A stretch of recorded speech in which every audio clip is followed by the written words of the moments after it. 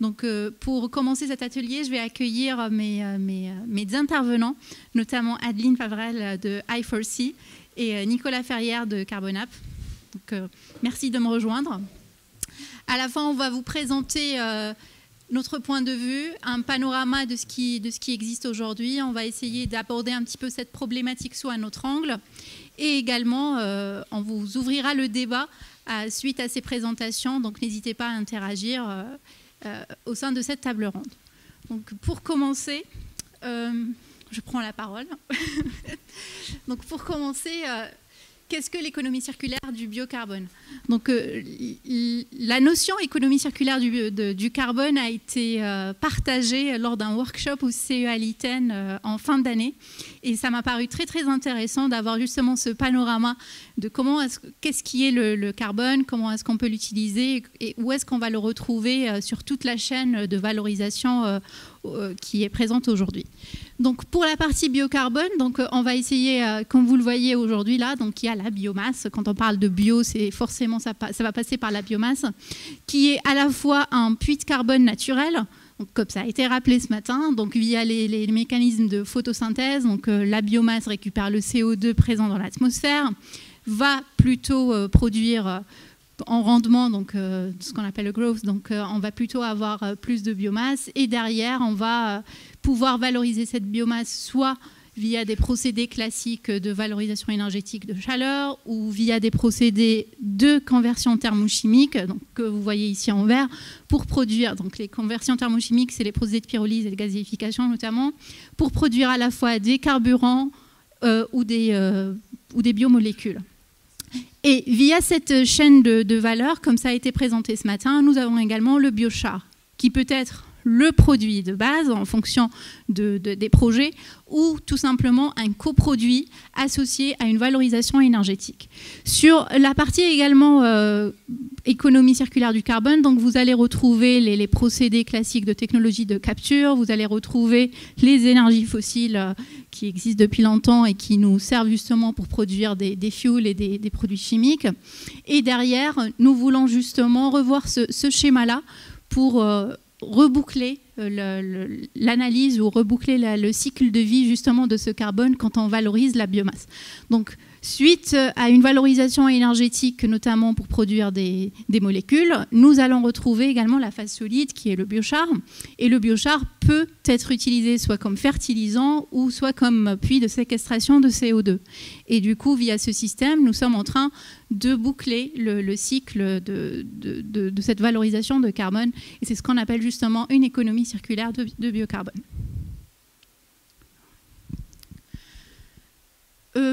Donc, ce matin, on a beaucoup parlé de biochar. Je ne vais pas revenir sur sa définition ni sur comment est-ce qu'on va produire du biochar, même si la notion de gazéification a été abordée, mais le procédé de pyrolyse reste la brique technologique principale si on veut produire du biochar.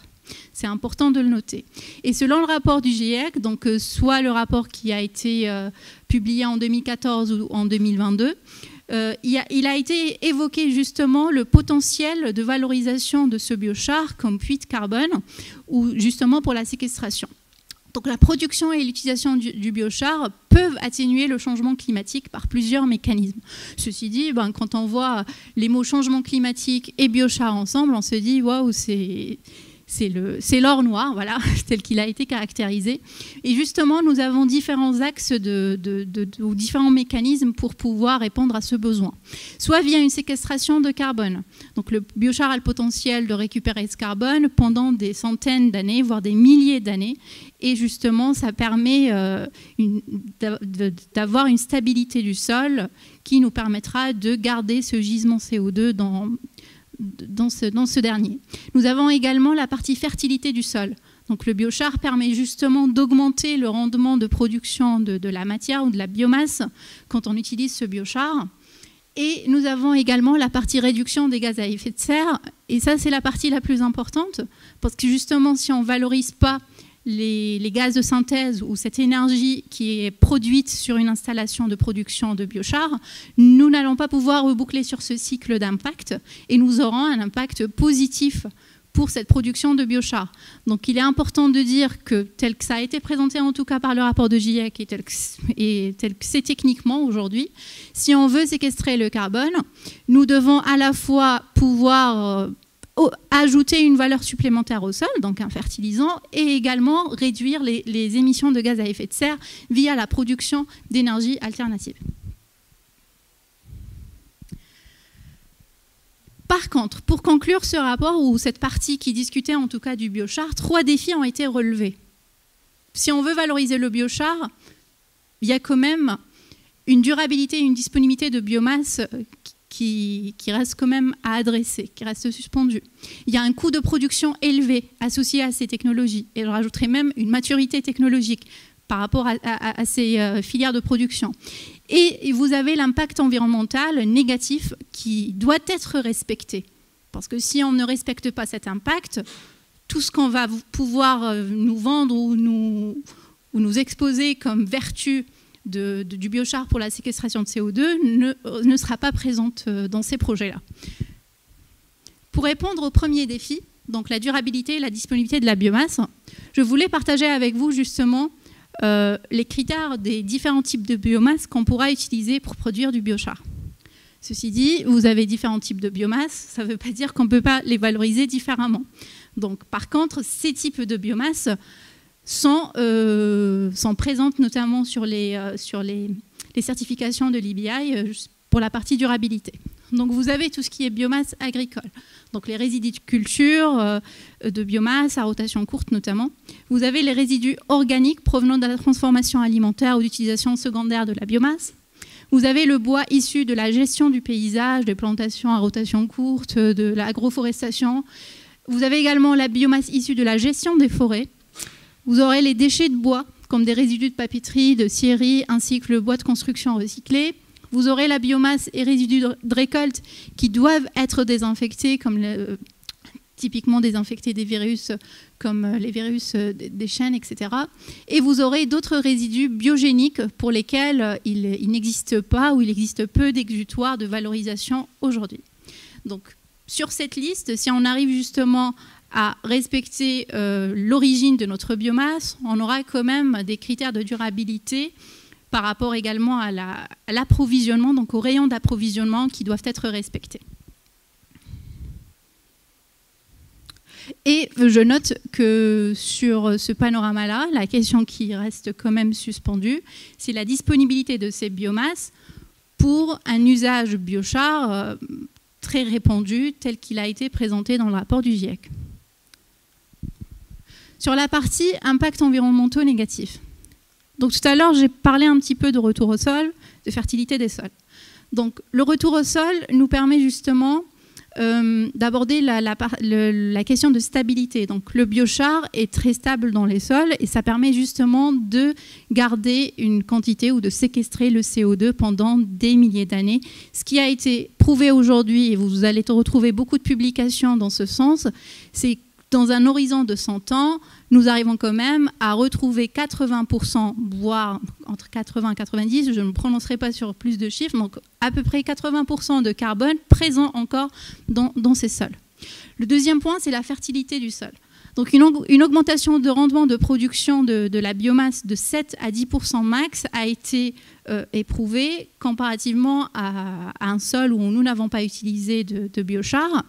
Et justement, c'était pour une utilisation de 50 tonnes par hectare de biochar.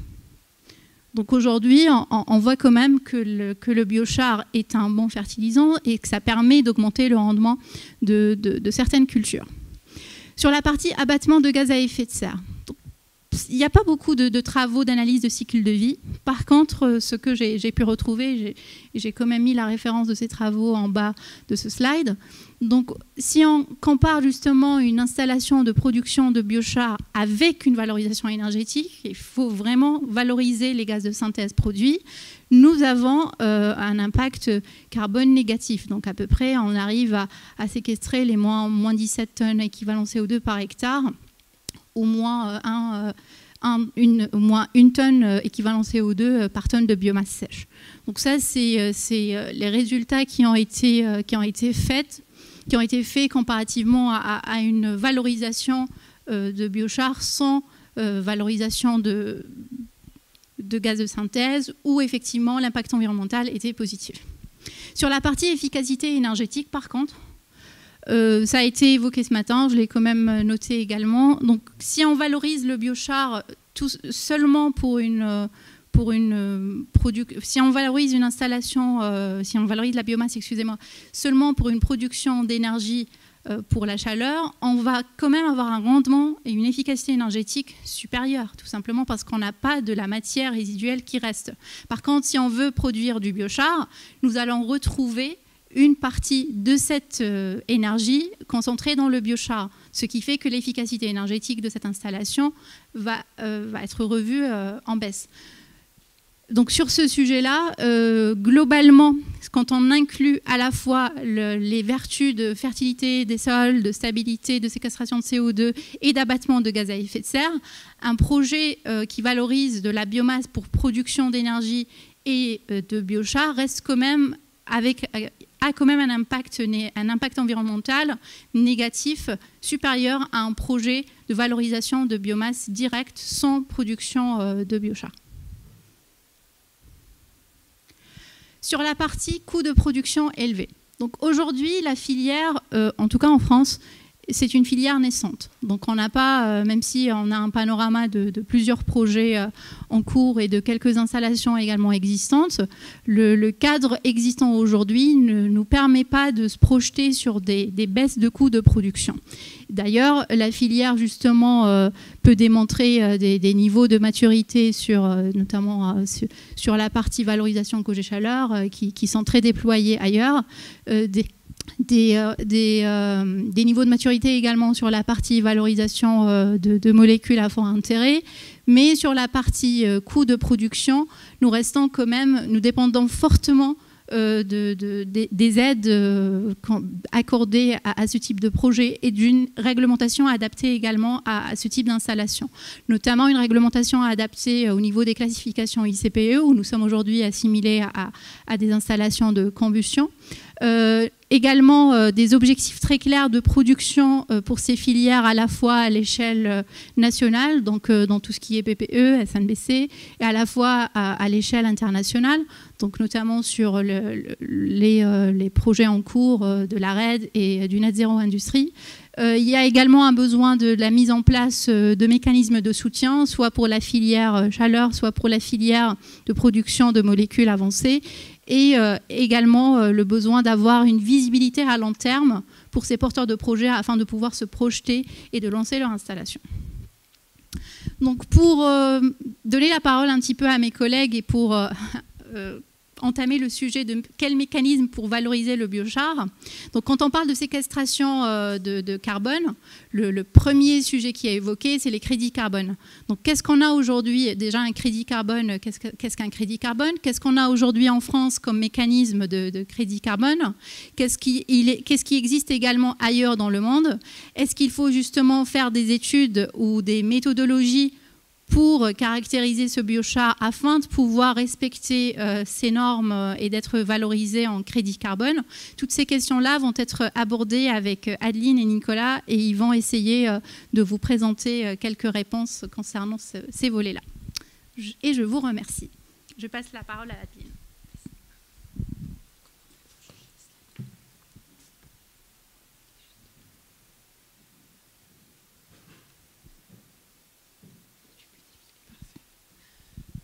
Bonjour à tous, donc, je m'appelle Adeline Favrel et je travaille donc pour I4C et je vais surtout vous présenter aujourd'hui le label bas carbone. Donc, pour commencer et très rapidement, I4C, c'est un think tank, c'est une association d'intérêt général fondée en 2015 par la Caisse des dépôts et l'Agence française de développement et dont le but est de produire des analyses pour éclairer le débat sur toutes les politiques d'atténuation et d'adaptation au changement climatique. On travaille sur différentes thématiques, donc à la fois l'atténuation et l'adaptation, différents défis économiques, la certification carbone notamment, dont je vais vous parler aujourd'hui, mais aussi tout ce qui est fiscalité, taxe carbone, financement public, etc. Et sur différents thèmes, l'énergie, l'agriculture et la forêt, et à toutes les échelles des collectivités au niveau international. moi, je travaille pour le programme Agriculture et Forêt, et donc notre objectif est d'accompagner les filières agricoles et forestières dans tout ce qui est prise en compte du changement climatique. Et surtout, on a très largement contribué au développement du label bas carbone en France. Donc je vais revenir largement dessus. Tout d'abord, pour rentrer un petit peu plus dans le vif du sujet, on a quand même un objectif au niveau mondial, européen et même français, c'est d'atteindre la neutralité carbone à l'horizon 2050. Donc ça, c'est donné avec l'accord de Paris en 2015 qui vise la neutralité carbone après 2050. La loi européenne sur le climat adoptée en 2021 qui vise 55% de réduction d'émissions d'ici 2030 par rapport à 1990 et la neutralité carbone en 2050 et surtout des émissions négatives après 2050. Et puis en France, ça s'est traduit avec la SNBC, la stratégie nationale bas carbone adoptée en 2018-2019. Et donc la SNBC, là vous voyez les réductions qu'il va falloir faire au niveau des émissions dans tous les secteurs. Donc au niveau agricole, notamment tout ce qui est méthane, protoxyde d'azote, tout ce qui est substitution matériaux-énergie, on en a un petit peu parlé sur la substitution énergie avec la pyrogazéification. Et bien sûr, la partie du bas, c'est développer tout ce qui est puits de carbone. Ça aussi, c'est le sujet du jour, donc que ce soit dans les sols agricoles ou dans les forêts ou dans les produits bois. Et pour atteindre ces objectifs, il y a différents outils pour arriver à atteindre les objectifs donc, de neutralité carbone à l'horizon 2050. Donc il y a les réglementations, je ne vais pas revenir dessus, ce n'est pas l'objet de la journée. La taxe carbone, on en a pas mal parlé il y a quelques temps. Et bien sûr, il y a tout ce qui est marché carbone. Alors vous avez différents types de marchés carbone. Vous avez les marchés de quotas, aussi nommés l'ITS au niveau européen. Donc là, on parle des droits à polluer, hein, on va vraiment échanger des quantités. Et les marchés de crédit. Donc là, ça va se jouer sur le prix. Et là, vous avez deux types de marchés de crédit, les marchés de conformité et la demande volontaire. Donc là, les marchés de conformité, c'est pour répondre à des obligations réglementaires. Alors que les marchés volontaires, ça va être pour des entreprises, par exemple, qui veulent aller au-delà de leurs obligations légales. Donc on est bien en train de parler, dans la demande volontaire, on n'est pas en train de répondre à des obligations réglementaires qui pourraient être dans le cadre des échanges de quotas et donc dans l'ITS. C'est vraiment, soit vous voulez aller au-delà de vos obligations réglementaires, soit vous n'êtes pas soumis à l'ITS et donc vous avez envie de faire plus, de faire de la compensation par exemple. Et donc là, vous allez être dans une démarche volontaire. Pour la demande de conformité, ça va être clairement les mêmes outils. Hein. On voit que différents types de certifications peuvent répondre soit à la demande volontaire, soit à la demande réglementaire de conformité. Mais là, ça va être, pour prendre un exemple très concret, en France, le label bas carbone. Donc, vous pouvez faire de la demande volontaire et vous pouvez aussi l'utiliser pour le secteur de l'aérien qui est soumis à la compensation des vols domestiques uniquement en France. Donc là, on est sur une demande réglementaire, c'est fixé par un décret et le label bas carbone permet d'y répondre. On voit avec tout ça déjà qu'il y a pas mal de certifications existantes. Il y a des certifications internationales comme par exemple Gold Standard ou Verra VCS ou l'ONU avec le mécanisme de développement propre. Vous avez des certifications privées, des certifications publiques.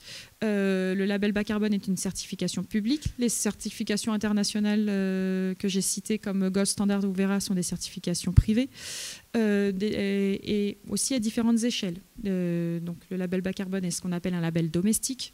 Vous avez des labels régionaux à différents niveaux. Et on voit que tous ne sont pas... Enfin, il y a une étude d'ICARE qui a été publiée l'année dernière qui montre que toutes les certifications ne se valent pas et certaines sont plus qualitatives que d'autres. Alors, pourquoi on a créé un label en France alors qu'il y en avait déjà plein ? Parce qu'il y avait déjà un besoin au niveau français, un besoin d'incitation sur le territoire pour atteindre les objectifs de la SNBC, donc réduire les émissions et augmenter tout ce qui était séquestration. Deux, il y avait des entreprises qui souhaitaient financer des projets au niveau local et pas à l'international avec les risques qu'il peut y avoir à certifier à l'autre bout du monde. Parce que il y avait aussi un besoin d'avoir des projets où on pouvait en garantir la qualité et l'impact environnemental de ces projets. Et c'est beaucoup plus facile quand ces projets ont lieu dans le pays où vous êtes, ou en tout cas à côté, et pas à l'autre bout du monde. Et enfin, parce que les certifications internationales ne pouvaient pas... il était difficile de les mettre en œuvre en France. Elles ont beaucoup eu lieu à l'international. Et donc, du coup, on a créé le label en France, puisque ces certifications internationales n'étaient pas installées. Le label bas carbone s'est développé sous l'impulsion des clubs qu'anime I4C, donc le club carbone forêt-bois et le club carbone agriculture dans les années 2010-2012, avec un projet européen qui s'appelait le projet Vocal et dont vous voyez les partenaires sur le logo. Ce label, s'il a été largement développé, donc je vous ai dit par I4C, aujourd'hui c'est un label public porté par le ministère de la Transition énergétique. Et donc on est vraiment sur l'objectif de certifier des projets de qualité dont on va pouvoir mesurer le gain carbone et certifier qu'il n'y a pas d'impact environnementaux négatifs, aider à flécher les financements, notamment des financements privés vers ces projets, et enfin de déclencher des nouvelles actions auprès des porteurs de projets qui peut-être sinon n'auraient pas mis en place ces projets. Comment il fonctionne ? Alors le label il a été créé en novembre 2018, donc on ne voit pas très bien, c'est ce qui est écrit en jaune en haut. Et derrière, ça c'est un cadre très large. Donc pour en comprendre, pour l'appliquer de manière beaucoup plus concrète, il y a des méthodes. Ces méthodes, elles sont sectorielles. Par exemple, il y a une méthode boisement, où ce qui va s'appliquer sur une friche agricole, par exemple, qui va être boisée. Ces méthodes, elles sont développées par des acteurs, des experts, et elles sont approuvées par le ministère de la Transition énergétique. Une fois que vous avez la méthode qui va donc définir ce qu'il y a à faire, vous pouvez lancer des projets locaux. Ces projets ils vont être labellisés par l'ADREAL et ils vont permettre de séquestrer ou de réduire des tonnes de CO2. Pour en garantir la qualité, ces projets et ces tonnes de CO2, elles vont être vérifiées par un auditeur indépendant. Et une fois que ces projets est vérifié, il va être ces émissions, ces réductions d'émissions, c'est comme ça qu'on les appelle, ces crédits carbone, vont être reconnus par le préfet. Et en ce qui concerne les financements, donc puisque évidemment c'est là où tout se joue, ça peut être donc des citoyens, des entreprises ou des administrations qui vont financer les projets et en contrepartie vont récupérer les fameuses réductions d'émissions ou crédits carbone. Alors plus concrètement, un projet carbone, c'est ça. C'est-à-dire que vous avez un scénario de référence. Si je reprends mon projet de boisement, une friche agricole par exemple, et vous allez avoir un scénario de projet. Je vais boiser cette friche agricole. Et ce qu'on va calculer, c'est le gain carbone entre les deux, entre le scénario projet et le scénario de référence, donc avec arbre ou sans arbre. Et ce, dans le temps. Alors là, je vais... je vous le disais tout à l'heure, les projets, il y a différentes certifications, toutes ne se valent pas. En fait, il y a différentes qualités de certification. Et ce qu'on va regarder derrière, c'est les critères suivants. Donc, premièrement, l'additionnalité. Il faut démontrer que le projet ne se serait pas fait sans l'incitation carbone. C'est particulièrement intéressant quand vous faites de la compensation carbone parce que l'entreprise qui va acheter les crédits carbone va pouvoir les utiliser pour sa comptabilité. Donc, il faut pouvoir garantir que sans le financement de cette entreprise, ces projets n'auraient pas eu lieu. Évidemment, on est sur des projets où on veut en garantir l'efficacité, l'impact environnemental et climatique, donc on va suivre les émissions et la séquestration. Donc ça, c'est tout ce qui est suivi, les systèmes monitoring, reporting, verification.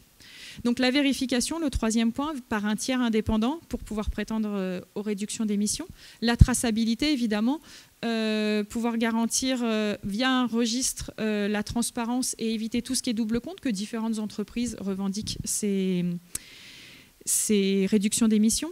La permanence, ça c'est particulièrement vrai dans le cas par exemple d'un projet forestier où vous pouvez y avoir un risque incendie. Donc dans ces cas-là, que deviennent vos crédits carbone? Donc il y a toute une gestion de la permanence qui doit être mise en place. Et enfin, éviter tout ce qui est impact négatif sur l'environnement ou la biodiversité. Ce n'est pas parce que vous avez un projet avec un impact climatique positif pour le climat qui doit avoir pour autant des impacts négatifs sur d'autres volets. Et donc en France, aujourd'hui, on a 11 méthodes approuvées donc, sur les secteurs forestiers, les secteurs agricoles, une sur le bâtiment, tout ce qui est rénovation des bâtiments et sur le transport, et ça se développe sur pas mal d'autres domaines. Et ça va me permettre de passer la parole à Nicolas.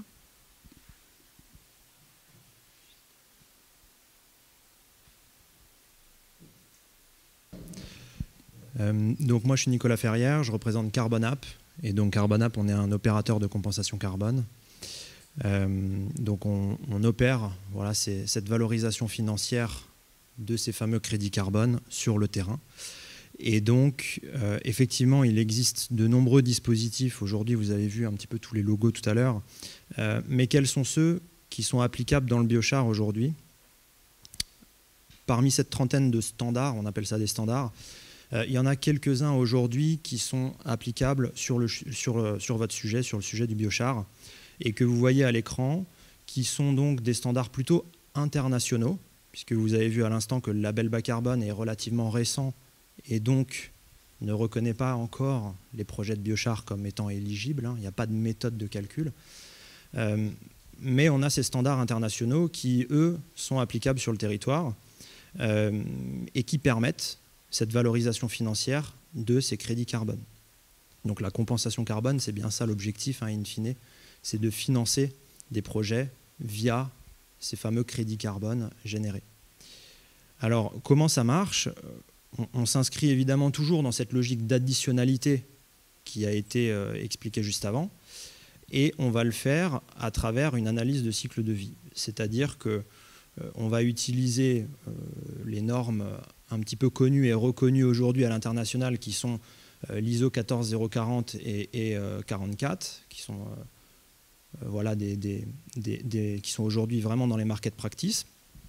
Et en fait, on va faire l'ACV de l'unité de production de biochar pour savoir exactement quelle va être la quantité de produits sortis unité de production, quel va être le carbone séquestré par l'unité, et à ça, évidemment, on défalque toutes les émissions de gaz à effet de serre liées au transport, à la production en elle-même et au transport aval jusqu'à son usage final. Donc c'est cette analyse de cycle de vie qui permet de déterminer sur le périmètre de l'unité de production combien de crédits carbone on génère. D'accord ? Évidemment, on arrive sur une unité fonctionnelle qui va être la tonne de biochar, d'accord ? La tonne de biochar sortie usine en quelque sorte. Ça va être votre unité fonctionnelle, selon différentes qualités que vous avez vues aujourd'hui et qui vont définir justement cette quantité de carbone stocké. Et donc, on va multiplier ça par cette unité fonctionnelle sur une échelle de temps, et vous aurez donc des crédits carbone qui seront millésimés. Par exemple, ce sera les crédits carbone produits en 2022, liés à toute votre production de biochar 2022. Une fois qu'on a récupéré toutes ces données dans vos ERP, dans vos outils, qu'on a multiplié tout ça par les résultats de cette analyse de cycle de vie, on monte un dossier auprès des différents standards que vous avez vus juste avant. Donc, il faut en choisir un pour qu'il n'y ait pas de double comptage, évidemment. Donc, on en choisit un. Et donc celui-ci va vous permettre, après audit documentaire et audit sur site, d'émettre ces fameux crédits carbone qui sont des actifs cessibles que vous pouvez ensuite monétiser sous la forme de ces fameuses tonnes équivalent carbone, de ces fameux crédits carbone. Au niveau financier, comment ça fonctionne?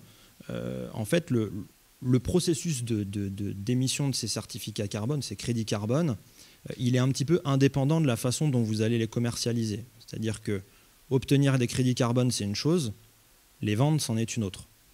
Et donc, vous pouvez contractualiser un financement avant avoir créé l'unité de production, pendant, après, au fil de l'eau. Ça, c'est quelque chose qui se gère de gré à gré avec les financeurs. Quand je parle de financeurs, c'est des entreprises ou des collectivités territoriales qui souhaitent contribuer à la lutte contre le changement climatique, qui souhaitent compenser une partie de leurs émissions de gaz à effet de serre, qui souhaitent en fait utiliser ce dispositif de compensation carbone dans le cadre de leur stratégie globale. Alors la question qui vient juste après, c'est combien, j'imagine. Ce qu'il faut savoir aujourd'hui, c'est qu'il y a une démarche, il y a une dynamique de prix de marché, mais comme vous l'avez vu juste avant, il y a plein de typologies de projets qui sont très diverses et variées. Donc il y a des prix qui sont différents en fonction du secteur dans lequel on est. Si on vient boiser une parcelle et qu'on fait un projet de boisement forestier, une tonne équivalent carbone générée par une forêt, ce n'est pas la même chose qu'une tonne équivalent carbone générée par une unité de production de biochar. Donc chaque secteur a un peu sa propre dynamique de prix. Et aujourd'hui, ce qu'on constate sur le secteur du biochar, c'est qu'on a des prix qui oscillent entre 100 et 500 € la tonne équivalent carbone. Donc là, vous allez me dire, mais comment on passe d'une tonne équivalent carbone à une tonne de biochar? Alors, quand on a réalisé quelques ACV justement d'unités de production qui sont déjà en fonctionnement, on sait qu'une tonne de biochar représente entre 2 et 3 tonnes équivalent carbone. D'accord? Pourquoi je dis entre 2 et 3? Parce que ça va dépendre évidemment des spécificités de l'unité de production.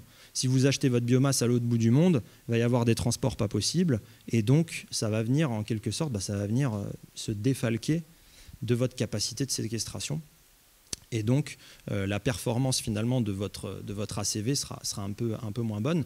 Donc quand on est sur des projets très locaux, eh bien, on a un ratio qui est plus avantageux. Donc pour une tonne de biochar produite, on séquestre plus de tonnes équivalent carbone en face. Donc entre 100 € la tonne et 500 € la tonne, je vous disais, voilà, c'est aujourd'hui des dynamiques de prix, d'offres et de demandes qui s'opèrent de gré à gré. Et donc il y a des financeurs qui veulent absolument des projets de telle typologie, qui sont prêts à y mettre le prix, parce que c'est des projets qui sont locaux, qui sont sur le territoire. Et donc c'est un peu comme dans l'immobilier, c'est un peu l'emplacement qui peut aussi faire le prix. Et donc une collectivité qui veut absolument un projet sur son territoire, elle sera peut-être prête à mettre un peu plus cher à la tonne que si c'était à l'autre bout de la France.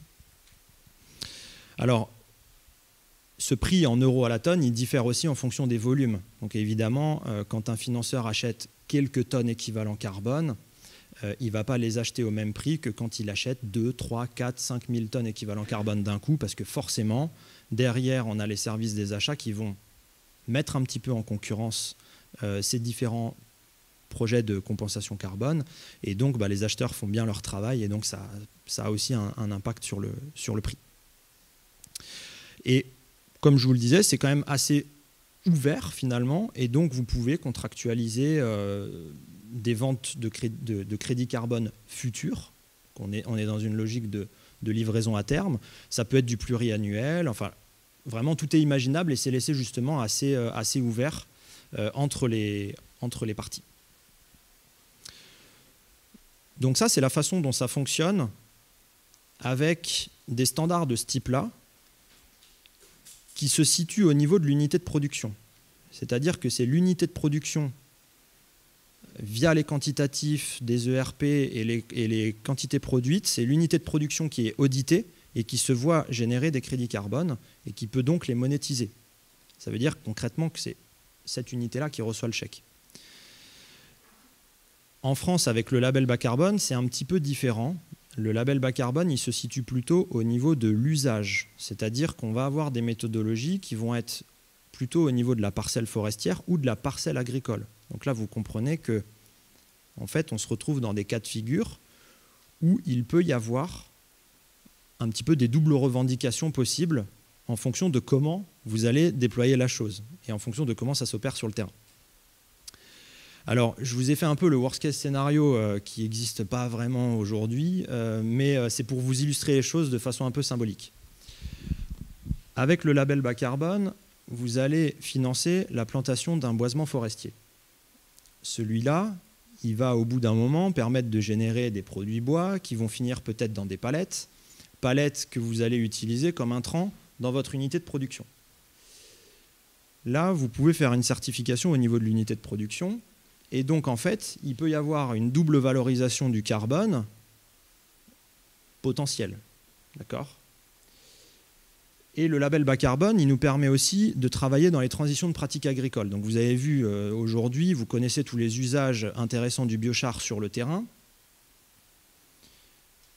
mais il n'y a pas de double comptage. Ça veut dire que l'agriculteur, il va avoir des effets rebonds intéressants parce que le biochar lui permet de créer un apport hyper intéressant sur le terrain, et donc ça va lui permettre de réduire ses intrants chimiques. Donc il y a plein d'effets rebonds qui ont des impacts sur le carbone, mais en tant que tel, le carbone n'est pas comptabilisé sur la parcelle. Donc il n'y a pas de double compta à ce niveau-là. Mais par contre, ce qui n'est pas évident, c'est de contrôler la traçabilité. C'est-à-dire qu'en fait, vous mettez sur le marché un produit biochar qui encapsule du carbone et qui va transiter sur une chaîne de valeur. Et donc, en fait, il faut faire attention. C'est ça qu'on comprend avec ce slide, c'est qu'il faut un petit peu faire attention à cette traça, parce que vous avez des standards de compensation carbone aujourd'hui qui existent, mais qui peuvent parfois se chevaucher à certains niveaux. Et au bout du compte, on a la comptabilité carbone des entreprises. Par exemple, si je suis une coopérative agricole, j'ai du foncier agricole en propre. Donc ça veut dire que dans mes actifs, j'ai du carbone. J'ai des pâturages ou des terres agricoles, et donc il y a de la matière organique, et donc en fait il y a du carbone. Donc en fait, comment une coopérative calcule son carbone? Et si jamais vous lui revendez du biochar et que vous avez déjà valorisé le carbone ici, est-ce qu'elle va pouvoir le revendiquer? En fait non, puisqu'il aura été financé par quelqu'un d'autre ici. D'accord?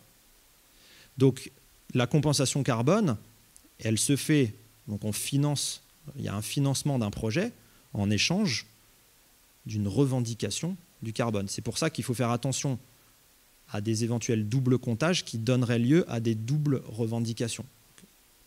Donc ce qu'on comprend vraiment, c'est qu'il y a un sujet de traçabilité qui est très important. Aujourd'hui, PEFC, FSC, c'est des logiques de certification de qualité, mais ça ne vous renseigne pas finalement sur est-ce qu'il y a eu une valorisation du carbone en amont ou pas du tout. Et donc c'est un petit peu à vous, quand vous allez faire appel à ces dispositifs, eh bien, tout simplement de vous assurer que dans votre chaîne de valeur, vous achetez bien de la biomasse qui n'a pas eu une précédente valorisation du carbone. Donc ça veut dire que dans votre politique d'achat, il faut être extrêmement vigilant et faire attention à ce qu'il n'y ait pas finalement quelqu'un qui ait valorisé du carbone en amont mais que vous ne seriez pas au courant. Et idem après, quand vous commercialisez le produit, il y a toujours cette logique de traça qui est importante pour tout simplement préserver cette unicité du crédit carbone. D'accord?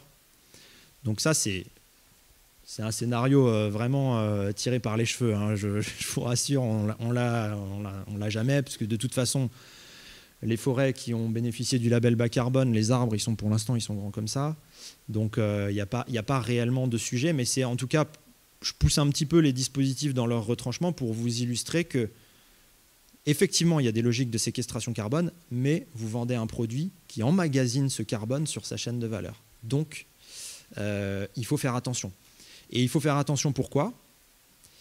Parce qu'aucun de ces standards va remonter toute la chaîne de valeur pour vérifier qu'il n'y a pas eu le double comptage. Il vous laisse la responsabilité de faire attention à ça, en amont comme en aval sur la chaîne de valeur. Donc c'est pour ça que c'est des sujets qui finalement vous concernent très directement, mais concernent aussi vos parties prenantes. Et si on peut parler de recommandations et d'enjeux, c'est vraiment très important de tracer vos gisements, d'autant plus que, vous le savez, les gisements ils sont assez hétérogènes, donc ça peut venir un petit peu de partout. Il faut tracer ces gisements et également bien gérer tout cet acheminement et son usage du biochar jusqu'en aval de la chaîne de valeur. Et je vous parle de l'aval de la chaîne de valeur parce que ici, vous pouvez avoir le fameux retour à la terre du carbone dans des projets agricoles, par exemple, mais il y a aussi, pourquoi pas, du béton bas carbone. Donc, Et là encore, c'est un usage complètement différent dont il a été question déjà ce matin.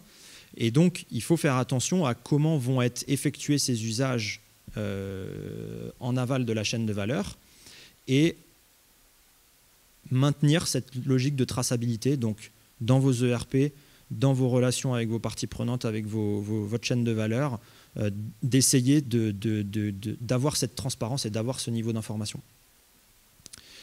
Il se passe exactement la même chose dans les constructeurs bois, parce qu'ils achètent du bois qui vient de forêt, mais ils savent pas, ils sont incapables de dire d'où il vient en fait. Et donc ils vendent des bâtiments puits de carbone derrière, mais ils sont pas capables de dire à la foncière immobilière qui achète le bâtiment si le carbone a bien été valorisé ou pas du tout, quelque part en amont de la chaîne de valeur. Donc voilà un petit peu pour ce panorama. On l'a reprécisé aujourd'hui, le label bas carbone, qui est le dispositif franco-français, n'a pas encore sa méthode biochar. Il est possible d'en créer. C'est un process qui est long et complexe. Mais en tout cas, il existe déjà des standards aujourd'hui qui sont déployables dès aujourd'hui, à l'instant T. Notamment Puro.earth, nous, avec lequel on travaille vraiment en collaboration, qui peuvent permettre d'opérer cette valorisation du carbone sur les unités de production. J'en ai fini. J'espère que ça va. Et à vos questions.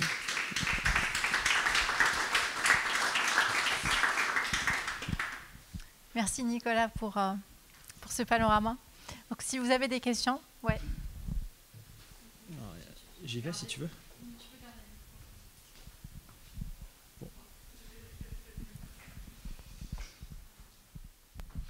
Merci, bonjour. Didier Le Goïc, Société Avner Énergie. Je prends votre exemple. On a une forêt qui est labellisée bas carbone. Le bois est acheté par une scierie. On récupère les coproduits, les produits connexes de bois de scierie pour en faire de l'énergie, du moins de l'hydrogène et du biochar. Est-ce que le biochar pourra bénéficier de crédit carbone ? Alors oui, mais il faut effectivement... il pourrait, c'est-à-dire que le processus de certification ne va pas aller jusqu'à investiguer ce qui s'est passé dans la forêt, mais c'est de votre responsabilité de ne pas le faire, puisque vous savez que la scierie s'est approvisionnée dans une forêt et que, en fait, la valorisation du label bas carbone, elle tient déjà compte de la production de bois palette, de papier et de bois d'œuvre. Donc en fait, il y a déjà eu une valorisation en amont au niveau des forêts qui sont labellisées bas carbone. Enfin, il y a un risque en tout cas. Merci. Juste un petit complément, c'est totalement juste. Hein. C'est juste que c'est le cas dans le label bas carbone, parce que le label bas carbone a décidé de valoriser tout ce qui était substitution, énergie et matériaux. Donc ça va être comptabilisé dans le cadre du label bas carbone. Ce n'est pas le cas dans tous les standards de certification. C'est même assez rare de valoriser la substitution. Donc si c'est valorisé dans le cadre du label bas carbone, c'est exactement ce que vient de dire Nicolas, ça va être compliqué, c'est pas forcément possible, mais avec d'autres standards, ce sera possible s'ils ne valorisent pas la substitution énergie ou matériaux, et ça c'est marqué au niveau des compartiments pris en compte dans les méthodes. Donc substitution énergie matériaux. Oui. Qu'entendez-vous ? C'est l'usage du bois, justement, c'est ce que vous venez de dire. Vous avez coupé votre bois, vous l'utilisez dans une scierie pour faire de l'hydrogène.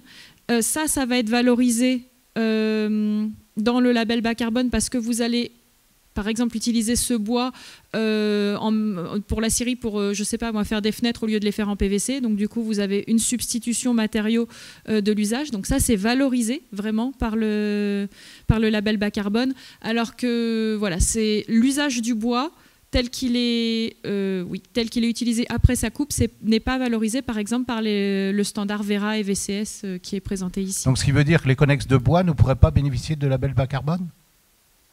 La forêt bénéficie du... Alors, la forêt bénéficie dans du carbone. tous les cas, les connexes de bois bénéficient du label bas carbone, puisque j'ai dit c'était valable pour le label bas carbone, ils sont comptabilisés. D'accord. Mais si votre forêt, elle est certifiée par Verra, sur une méthode de boisement, eux vont s'arrêter à la coupe. Ce qui est fait après du bois, ils ne vont pas le regarder, ils ne vont pas le valoriser, ils ne vont pas le certifier. D'accord. Et donc nous, on pourra avoir quand même des crédits carbone sur la connexe de bois si on le valorise. Oui, si votre forêt elle est certifiée par Verra et pas par le label bas carbone. D'accord, ok. Très bien, merci.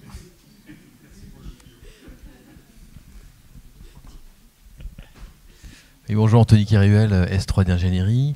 Petite question, moi ça me fait penser au C2E, hein, sur le principe de fonctionnement. Sauf que le C2E, il y avait des fiches normalisées. Après, il y avait possibilité de faire des fiches ad hoc, enfin des dossiers ad hoc. Et dans votre cas, il y a des fiches normalisées du coup, ou à chaque fois on est obligé de faire un ACV sur le procédé? Alors, on connaît bien le sujet des C2E aussi parce qu'on est des anciens de cet univers-là. J'imagine. Mais effectivement, c'est le même fonctionnement, c'est-à-dire que ces fameuses fiches d'opération standardisées que vous avez dans les C2E ont leur équivalent dans le label bas carbone, et c'est ce qu'on appelle des méthodes. Dans la pratique, une fiche d'opération standardisée dans les C2E, c'est très standardisé, c'est-à-dire que vous faites des calculs avec une équation à deux inconnus, quoi. C'est très simple. Alors que dans le label bas carbone, on est sur du montage de dossier qui est beaucoup plus complexe. Sur une forêt, on va se projeter sur tout l'itinéraire sylvicole pendant 30 ans, etc. Et donc, au niveau des calculs, en tout cas, ça va beaucoup plus loin qu'une fiche d'opération standardisée. Et c'est vous qui faites ça, du coup, l'ACV? Parce qu'une ACV, ça vaut 100 000 €, enfin, une vraie ACV. Après, ça peut être des mini-ACV. Mais... En fait, la méthode du label bas carbone, elle est créée par des consortiums d'acteurs privés qui se réunissent, qui construisent la méthode de calcul et qui la font approuver ensuite par le ministère. Une fois que c'est approuvé, c'est publié au journal officiel et ça devient l'affaire de tous. Là, ici, quand on parle d'ACV, c'est uniquement l'ACV de l'unité de production pour justifier les chiffres qu'on avance auprès du standard. D'accord ? Donc le standard, au même titre que le label bas carbone, les standards qui sont ici, ils ont tous des méthodes de calcul. Donc il va y en avoir une pour valoriser les projets de boisement, une pour valoriser tout un tas de... ils en ont une cinquantaine chacun.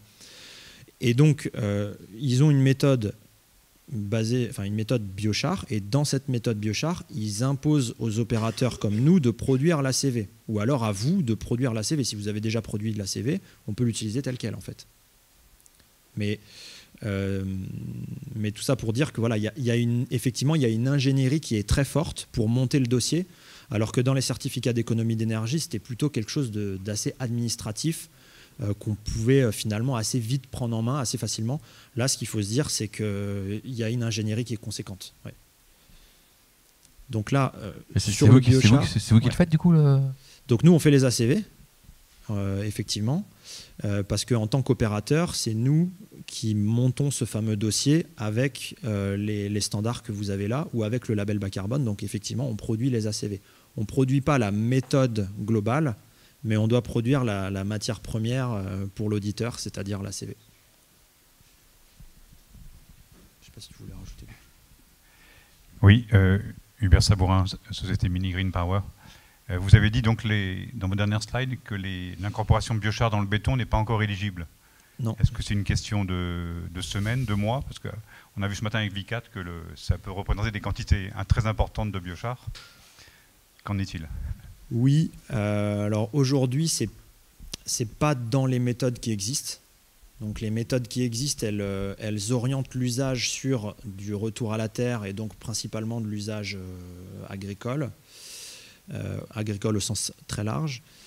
Mais effectivement, pour l'instant, il n'y a pas encore cette logique d'intégration dans des bétons avec ces standards-là que je vous ai présentés. C'est quand même un sujet qui est assez complexe, notamment parce que les foncières immobilières, de l'autre côté, elles revendiquent la performance environnementale de leur bâtiment. Une foncière immobilière, elle va dire à tous ses investisseurs que le bâtiment, c'est un bâtiment puits de carbone. Donc si vous avez Microsoft qui a financé tout le biochar dans le béton et qui ensuite, ça veut dire que la foncière, elle ne peut pas revendiquer ce carbone qui est stocké.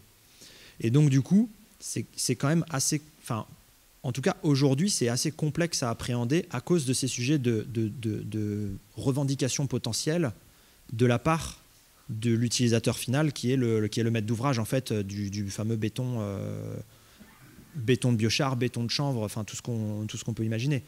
Donc il y a toujours ce sujet de ce produit qui transite sur la chaîne de valeur et effectivement, on peut valoriser du biochar ici, l'envoyer dans du béton, mais il faut faire attention à ce qu'il n'y ait pas une revendication de l'autre côté ici. Donc après, c'est justement, nous on a aussi eu des échanges avec des professionnels de ce secteur, et c'est effectivement des sujets qu'il faut construire aujourd'hui en termes de traçat, de façon à rassurer tout le monde, parce qu'aujourd'hui, il y a quand même un petit peu de risque réputationnel, évidemment, de finalement valoriser quelque chose alors qu'il a été valorisé par ailleurs. C'est le risque réputationnel d'ailleurs qui fait un peu tout. Ouais, il y a des questions là-bas aussi. Stéphane Paco, Méta Développement, merci pour ces présentations très claires et qui m'amènent à deux questions. La première, c'est qu'on qualifie le biochar comme étant un fertilisant. Or, le biochar, à part son carbone et éventuellement les métaux qu'il aura gardés en fonction de l'intrant, il n'apporte rien. Donc je dirais qu'il y a quand même un abus de langage peut-être à qualifier le biochar de fertilisant. Il va favoriser, mais en lui-même, il n'est pas un fertilisant. Non, effectivement. C'est un matériau qui a des propriétés mécaniques. Ça capte des oligo-éléments, ça va favoriser, mais ce n'est pas un fertilisant. Oui. Enfin, je pense que c'est peut-être aussi important de ne pas peut-être trop faire de mélange entre ceux qui sont des vrais fertilisants et ceux qui favorisent la fertilisation. Ouais, et j'ai une autre question, c'est qu'on valorise aujourd'hui le biochar à travers une chaîne énergétique. Donc si je prends de la biomasse non ligneuse, est-ce qu'on a fait une étude entre la chaîne biochar, où on fait substitut fertilisant, énergie, et la chaîne méthanisation, on va faire aussi de l'énergie et aussi à la fin un fertilisant amendement. Est-ce que ces deux voies de valorisation de la biomasse non ligneuse a été faite? Alors oui, elles sont étudiées, elles sont assez connexes. Bon, on a perdu là, c'est pas grave. Elles sont assez connexes parce qu'effectivement, comme vous l'avez dit, c'est un petit peu les mêmes compartiments en termes de stockage, d'évitement, en termes d'énergie, ça se ressemble effectivement. Après, aujourd'hui, la question de la méthanisation, elle est aussi au cœur de réflexions sur le label bas carbone. Mais aujourd'hui, la méthanisation fait l'objet de contrats de fourniture d'énergie sur le réseau, fait l'objet d'aides aussi publiques, du fonds chaleur, etc. Donc il y a des questions aussi d'organisation des dispositifs de financement, de façon à ce qu'il n'y ait pas des dispositifs publics qui financent les mêmes choses que des dispositifs privés. Donc, effectivement, le sujet de la méthanisation n'est pas encore éligible dans le label bas carbone pour ces raisons-là. Donc, il y avait un groupe de travail qui avait été monté de mémoire avec GRDF, je crois, sur toutes les injections des méta. Mais pour cause d'articulation avec les autres dispositifs de financement, ça n'a pas vu le jour. Mais effectivement, ça va se ressembler très fortement. Sauf qu'en méta, on a du digestat organique qui peut être considéré un peu plus comme un fertilisant que le biochar, mais ça reprend votre définition. Et juste pour compléter cette question, là vous parlez à la fois de la méthanisation et des procédés de pyrogasification pour une valorisation de la même biomasse. Or que ce n'est pas du tout ce schéma qui est suivi. Il y a une complémentarité entre les deux filières et la biomasse qui va être plutôt fermenticible va plutôt subir une valorisation en méthanisation et va produire un digestat. Et la biomasse qui n'est pas fermenticible, donc la biomasse ligneuse, va plutôt subir des procédés de conversion en pyrogasification et du coup potentiellement produire un biochar. Donc ça reste quand même, même si peut-être il y a eu une comparaison en termes de ce que Nicolas était en train de présenter, mais ça reste quand même, il y a une différence entre ces deux gisements-là. Tout à fait. Ouais. Le biochar, c'est tout ce qui est ligneux. Tout ce qui est non fermenticible va... Ouais, c'est ça. Il y avait une autre question ?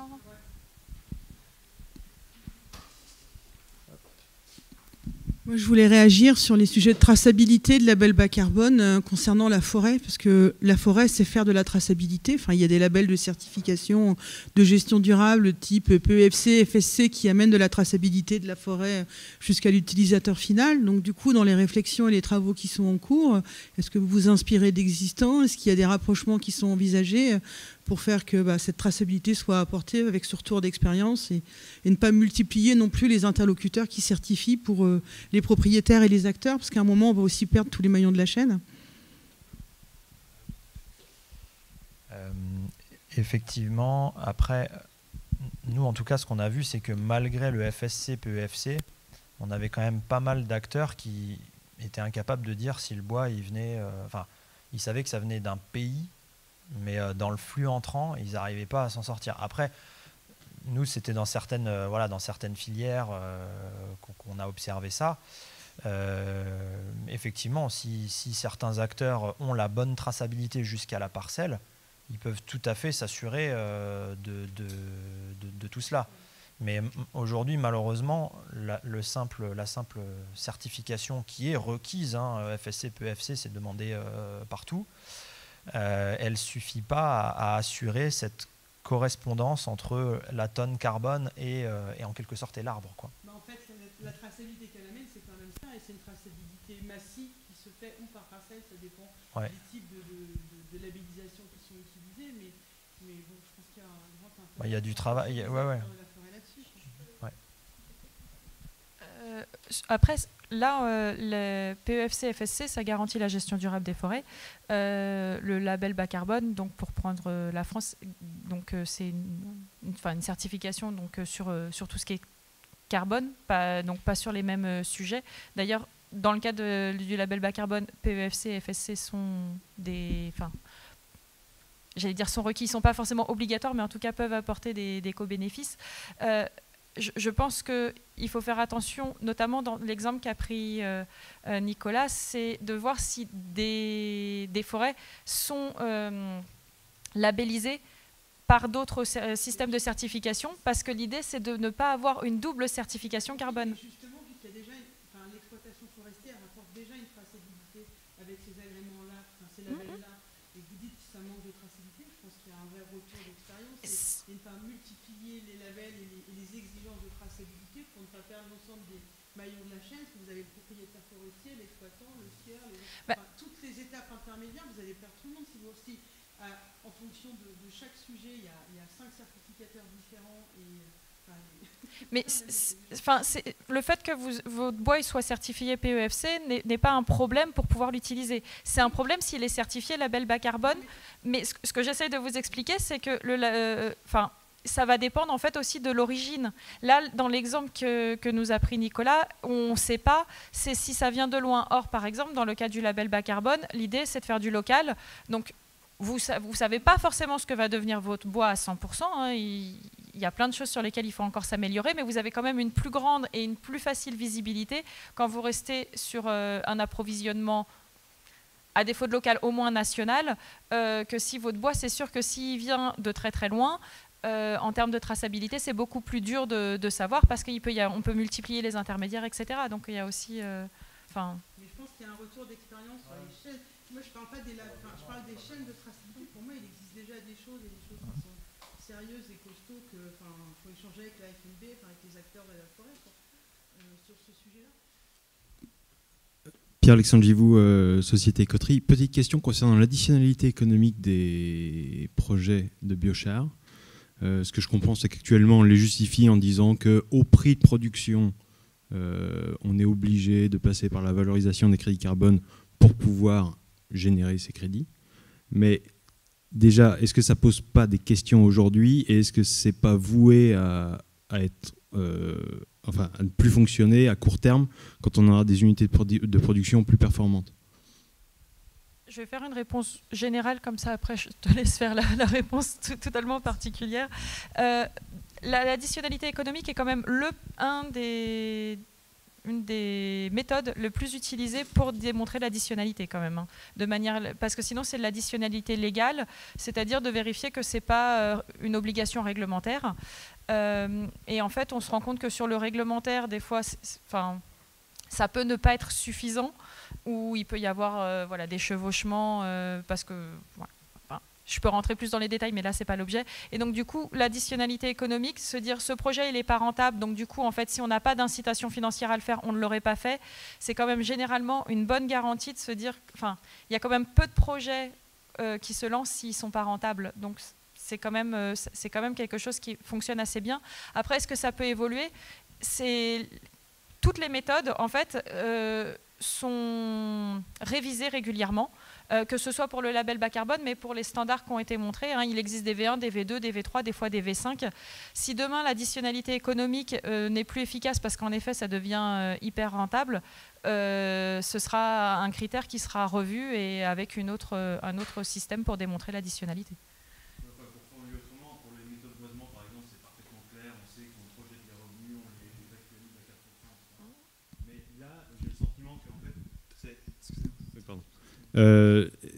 Puisqu'on n'arrive pas à vendre le biochar à 1 300 € la tonne, on va générer des crédits carbone à côté pour pouvoir le vendre à 500 ou à moins de 500. Enfin, et justement, en termes de performance, est-ce que c'est pas, est-ce que c'est pas voué, et de toute façon, à un échec à court terme, entre guillemets, et qu'on ne pourra plus faire de crédit carbone, justement, parce qu'on sera capable de valoriser tous les co-bénéfices, que ce soit l'énergie, que ce soit justement le biochar en agriculture, dans le béton, enfin que sais-je. C'est plus où est-ce qu'on place le curseur à ce niveau-là? C'est vrai que ce critère d'additionnalité, il est assez difficile à appréhender, c'est clair. Parfois, la limite, elle est floue. Vous l'avez dit, sur la partie forestière, le label bas carbone, il est hyper clair. Mais effectivement, dans d'autres méthodos, ça va plutôt être une logique d'aversion au risque, ou de venir inciter, de venir pousser justement de la R&D, de venir pousser un petit peu les premiers acteurs à se mettre le pied à l'étrier. Je prends un autre exemple en verger, plantation de verger. C'est des arbres qui coûtent très cher, il y a beaucoup d'entretien avant les premières récoltes, etc.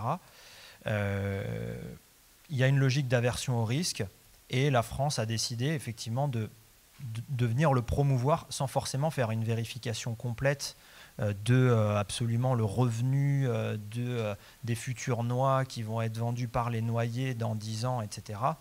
Et donc, on va dire que la justification de l'additionnalité, elle se fait plutôt sur de l'aversion au risque, sur une nécessité de réduire les importations.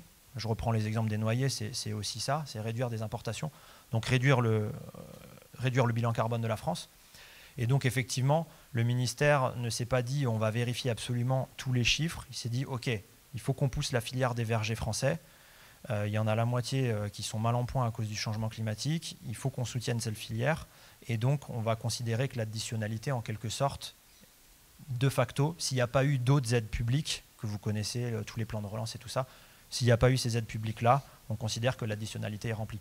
Un petit peu de la même façon que sur l'économie circulaire dans le bâtiment, le réemploi de matériaux dans le bâtiment. Bon, quand on a une foncière qui fait un chantier à 25 millions d'euros, mettre 10 000 € dans une ingénierie du réemploi, c'est pas quelque chose qui lui coûte spécialement cher. Mais pour autant, il y a absolument besoin de pousser ces nouvelles filières, ces nouvelles démarches. Et donc, oui, le label bas carbone va un petit peu au-delà de tout ça. Mais vous avez raison, il y a forcément un moment où on aura plus de recul sur la rentabilité économique de tout ça, et peut-être que ça disparaîtra naturellement, ou alors que ce sera revu à la baisse. Oui, tout à fait. Oui, bonjour, Nicolas Gallou, GRDF. Je voulais savoir sur les audits dont vous avez parlé, est-ce que c'est un audit annuel ou est-ce que c'est un audit une bonne fois pour toutes? Et concernant la traçabilité, alors c'est pas encore totalement calé, mais on entend parler de RED 2. Est-ce que c'est quelque chose qui peut être inspirant ou c'est vraiment deux choses totalement différentes? Alors, sur la partie audit, avec les standards qu'on a vus, enfin, les standards qui fonctionnent aujourd'hui dans le biochar, là, ceux-là, c'est plutôt une logique ex post. Donc ça veut dire on fait un audit tous les ans pour certifier le tonnage équivalent carbone sorti usine tous les ans. Donc on est dans une logique annuelle, a priori. Ça peut être semestriel selon les cas de figure, mais c'est toujours une logique où on certifie a posteriori une séquestration de carbone. Dans le label bas carbone, la logique elle est un petit peu différente. La France a vraiment voulu qu'il y ait un rôle incitatif sur le terrain pour lancer les projets, et donc c'est des émissions qui sont anticipées. Donc ça veut dire qu'on obtient le label bas carbone au moment où on lance le projet, où on fait le boisement forestier par exemple, et on va anticiper la durée de vie du boisement forestier et avec toutes les externalités positives de bois d'œuvre dont on a parlé tout à l'heure, etc. Donc la logique du label bas carbone, elle est, on anticipe pour avoir vraiment un rôle très déclencheur, flécher l'argent au moment où on en a besoin, c'est-à-dire au moment où on plante les arbres. Sur les logiques plus internationales, la philosophie elle est quand même plus sur du ex post, avec une certification à la fin de l'année sur ce qui a été constaté. Donc encore une fois, c'est toujours ces sujets de méthodologie, elles sont un petit peu différentes. Donc en tout cas, dans ce qu'on peut déployer aujourd'hui avec les standards qui sont à l'écran, ce sera plutôt du ex post. Enfin, ce sera que du ex post. Donc un audit tous les ans qui permet d'émettre sur le registre tous les crédits carbone correspondants, alors que dans le label bas carbone, on fait un seul audit au bout de 5 ans et on anticipe, en fonction de la trajectoire que le projet a pris sur les 5 premières années, on anticipe ensuite toute la suite de la vie du projet. Ouais.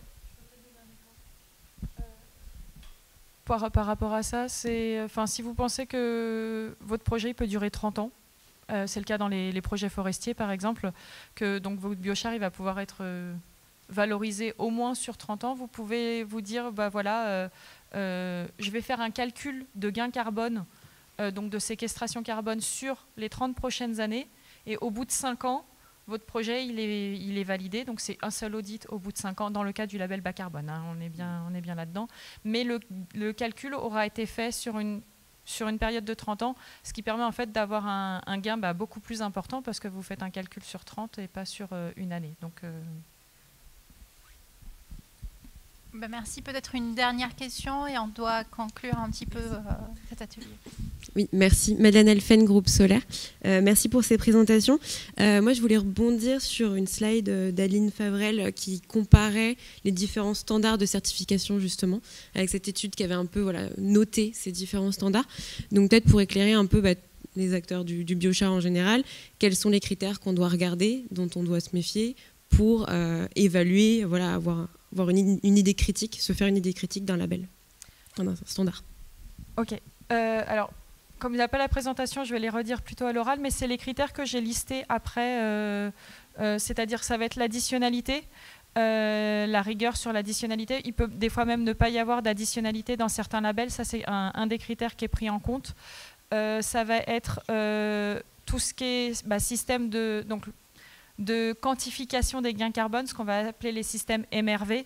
Là, c'est vraiment le système en lui-même.